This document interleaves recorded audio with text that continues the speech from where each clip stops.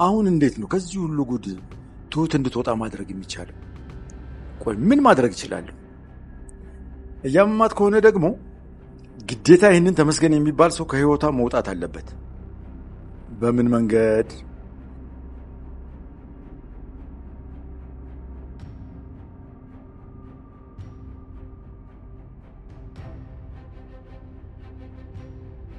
ሄሎ ኢንስፔክተር፣ እንደምን አለ? ደህና ነህ? ይኸው ከብዙ ጊዜ በኋላ እርዳታ አስፈለገኝና ደወልኩልህ።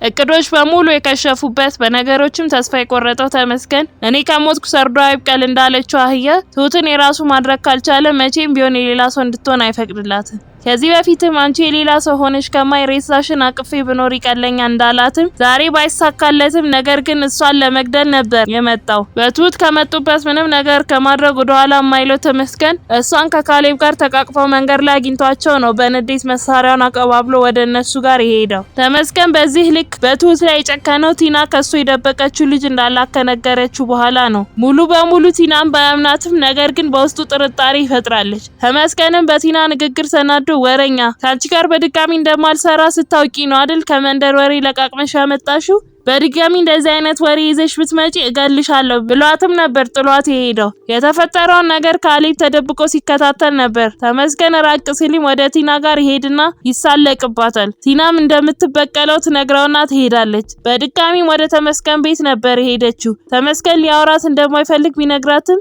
ቲና ግን አብረው መስራት እንዳለባቸውና ጠላት ሊሆኑ እንደማይገባ አንድ ላይ ሆነው የሚፈልጉትን ማሳካት እንዳለባቸው ታሳምነዋለች። በዛን ሰዓትም ካሌብ ቤት ደርሶ ነበር። በጭንቀት እንዲሁም በፍርሃት ስሜት ውስጥ ሆና ስለነገሩ ለማወቅ ስትጠብቅ የነበረችው ትሁትም ነገረችው። ተመስገን ልጅ እንዳለኝ ሰማ፣ ሁሉም ነገር ሊያበቃለት ነው ማለት ነው። እንኳን ልጅ እንዳለኝ ሰምቶ እንዲሁም አልቻልነውም ብላ ማልቀስ ስትጀምር ካሌብም እሷን ለማረጋጋት እየሞከረ አላወቀም እኮ ነግረዋለች ግን አላመናትም፣ ስቆባት ነው የሄደው ይላታል። ትሁት ግን መረጋጋት አልቻለችም። አሁን መጠራጠሩ አይቀርም።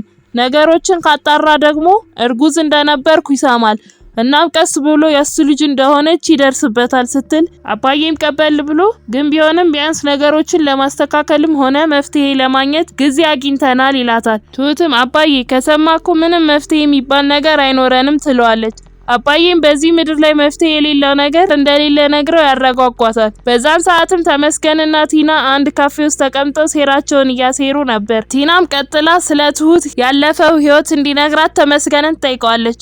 እሱ ስለዛ ነገር የማውራት ፍላጎት ባይኖረውም ለእቅዳቸው የሚሆን አንድ ነገር ሊያገኙ ስለሚችሉ እንዲያወራት ታሳምነዋለች። ተመስገንም ትሁት ምን አይነት ሰው እንደነበረችና ምን አይነት ህይወት እንዳሳለፈችም ይነግራታል። ቲናም ሁሉንም ነገር ካዳመጠች በኋላ አንድ እቅድ ታወጣለች። ተመስገንም በሐሳቧ ተስማምቶ ይለያያሉ። ቲናም ቀጥታ ወደ እነ ካሌብ ሰፈር ሄዳ አንዳቸውን መጠባበቅ ትጀምራለች። ከብዙ ጥበቃም በኋላ አባዬም በመንገዳቸው ላይ ታገኛቸዋለች። አባዬም ቀጥለው ቲና እኔ ካንቺ ጋር ክፉ ደግ ማውራት አልፈልግም፣ ግን አሁን አንድ ነገር ልጠይቅሽ፣ ስሚ ስንት ብር እንድንሰጥሽ ነው የምትፈልጊው ብሎ ስጠይቃት በጣም ይገርማል፣ እስኪ ብሩን ባልቀበል ምን እንደሚፈጠር ማወቅ እችላለሁ ብላ ስትጠይቀውም አባዬም በንዴት በአንድ ጥይት ብትወገጂ ነው እንደ የሚሻልሽ ብሎ ሲላት ቲናም ስለዚህ አንድ ሳንቲም ወርውረህልኝ ዘወር እንድል ነው ያሰብከው ስትለው አባዬም ይኸውልሽ እኔ አባት ነኝ፣ እንደ አባትነቴ ደግሞ ቤቴን ሊያፈርስ የመጣ ሰው ዝም ብዬ አላይም፣ እገልሻለሁ። ከፈለግሽም ደግሞ ተመስገንንም ይዘሹ ነኝ። ቤተሰቦቼን ለመንካት ግን ቀድማችሁ እኔን ማጥፋት ይኖርባችኋል ብሏት ጥሏት ይሄዳል። በዛኑ ሰዓትም ትሁት ሳሎን ውስጥ ለብቻዋ ተክዛ ተቀምጣ ባለችበት ካሌብ ይመጣል። ሁኔታዋ ልክ እንዳልሆነ ያስጨነቃት ነገር እንዳለም ስለሚያውቅ ትሁት ምን እያሰብሽ ነው? እንደዚህማ አትጨነቂ፣ አሁን ወክ ለማድረግ እየወጣሁኝ ነበር፣ አብረሽኝ ለምን አትወጪም ብሎ ሲጠይቃት ትሁት ግን ፍቃደኛ አልነበረች። ካሌብም እንደምንም ያሳምናትና ከቤት ይዟት ይወጣል። መንገድ ላይ የተጫወቱና የተላፉ ወደ ጌም መጫወቻ ስፍራ ይሄዳሉ። አብረውን በደንብ ከተጫወቱና ከተዝናኑ በኋላ ተያይዘው ይወጣሉ። አንድ ዛፍ ስር ቆመውም የሆድ ሆዳቸውን አውርተው ወክ ማድረግ ይጀምራሉ። በዛን ሰዓት አባዬ አንድ ካፌ ውስጥ ቁጭ ብለው ለስላሳቸውን እየጠጡ ባሉበት አንድ የስልክ ጥሪ ደርሳቸዋል።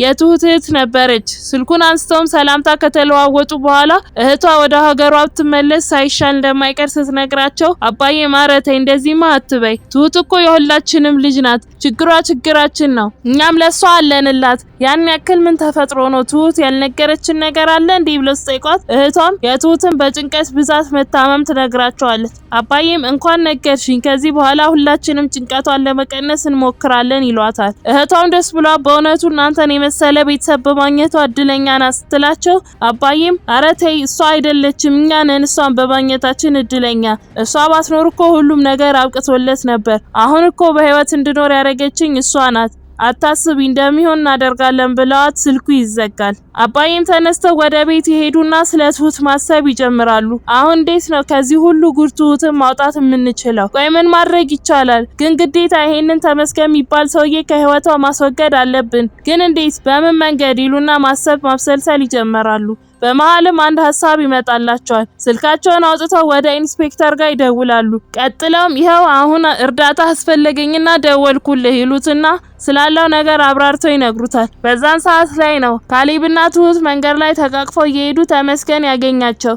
በቀጣይ ምን የሚፈጠር ይመስላችኋል? አባዬ ያናገሩት ፖሊስ መጥቶ ያድናቸው ይሁን ወይንስ ካሌብ በድፍረት በጀግንነት ተመስገንን ታግሎ ያሸንፈዋል? ወይስ ተመስገን ካሌብን በሽጉጡ ተኩሶ መጥቶ ትሁት ወደ አገሩ ይዟት ይሄዳል? ሀሳብ አስተያየታችሁን ኮሜንት ላይ ጻፉልን። የምንለቃቸው ቪዲዮዎች ለብዙ ሰው እንዲደርስ ላይክ እንዲሁም ሼር ማድረግ አትርሱ።